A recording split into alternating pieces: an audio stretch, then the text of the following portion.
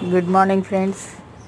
ఈరోజు మా పెరట్లో కొన్ని వెజిటబుల్స్, ఫ్రూట్స్ అలాంటి మీకు ఫ్లవర్స్ చూపిస్తాను చూడండి. ఇది మా ఇంట్లో వేసిన అరటి గెల. ఇక ఈ పువ్వులు అయితే రాత్రి అస్సలు ఎంత అందంగా కనిపిస్తూ ఉంటాయంటే గుత్తులు గుత్తులుగా గేటు దగ్గర వేస్తే గుత్తులు గుత్తులుగా వస్తాయి ఫ్రెండ్స్. ఇది ఎంత పైదాకా వెళతాయంటే ఆహా, ఆ పసుపుల చెట్టుని మొత్తం అల్లుకుపోయినాయి ఏకంగాను.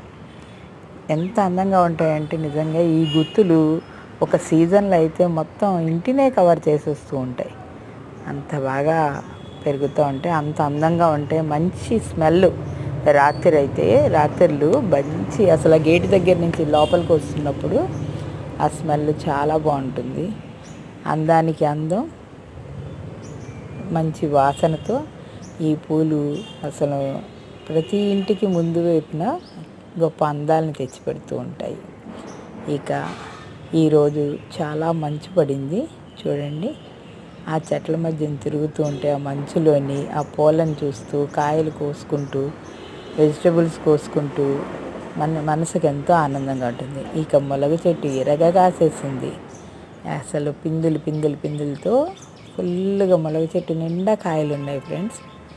చూడండి, ఈ కాయలు ఎలా అవుతాయంటే రోళ్ళ కర్రలు ఉంటాయి చూసారా, అలా అంత లావు అవుతాయి చాలా చక్కగా. ఇప్పుడు ప్రస్తుతానికి పిందెలే చెట్టు నిండా వచ్చినాయి. మందార పూలు దాని అందమే మనం చెప్పలేము.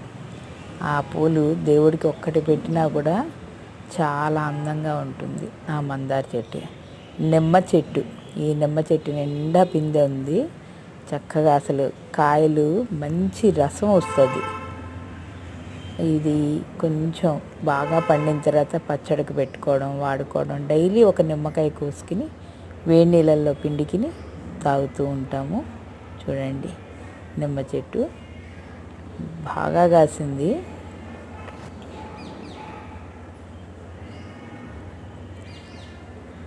ఇవి కొయ్యడం కొంచెం కష్టమే, ముళ్ళు గుచ్చుకుపోతూ ఉంటాయి. కాయలైతే నెగనెగలాడుతూ అందంగా ఉంటాయి. ఇక దానిమ్మ చెట్టు చూడండి, దానిమ్మకాయలు నర్సరీ నుంచి తీసుకొచ్చి వేసాము. చాలా అందంగా ఉంటాయి దానిమ్మకాయలు కూడా. చాలా రుచిగా, చాలా చక్కగా ఉంటాయి. Thank you friends. Please subscribe.